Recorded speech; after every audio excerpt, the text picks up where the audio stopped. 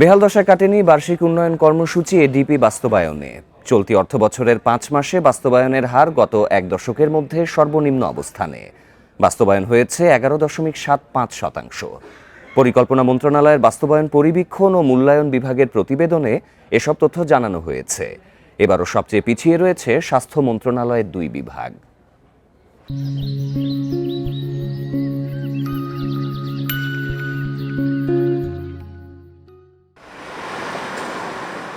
বেশ কিছুদিন ধরেই নিম্নমুখী বার্ষিক উন্নয়ন কর্মসূচির বাস্তবায়ন, বিশেষ করে গত অর্থ বছরের রাজনৈতিক অস্থিরতা ও সরকারের নীতি পরিবর্তনে তা 20 বছরের মধ্যে সর্বনিম্ন ছিল।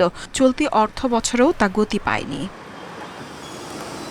স্বাভাবিক সময়ের চেয়ে এডিপি বাস্তবায়নের গতি এখনও মন্থর। সরকারি হিসেব বলছে, চলতি অর্থ বছরের জুলাই-নভেম্বর সময়ে অর্থ ব্যয় হয়েছে বরাদ্দের 28,043 কোটি 62 লাখ টাকা, যা গত অর্থ বছরের একই সময়ে ছিল 34,214 কোটি 55 লাখ টাকা।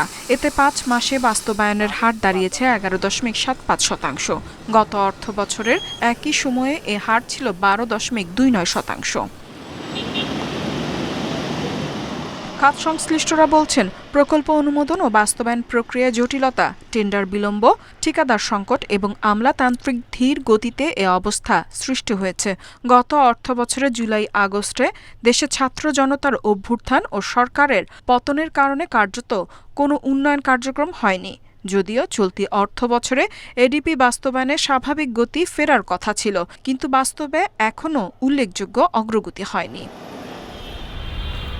কয়েক বছর ধরে পর্যাপ্ত বরাদ্দ থাকার পরও এডিপি বাস্তবায়নে পিছিয়ে স্বাস্থ্য মন্ত্রণালয়। 2 বিভাগ মিলে স্বাস্থ্য খাতে 29টি প্রকল্প রয়েছে এ বছরের এডিপিতে। ইফাত আরা, ইন্ডিপেন্ডেন্ট নিউজ।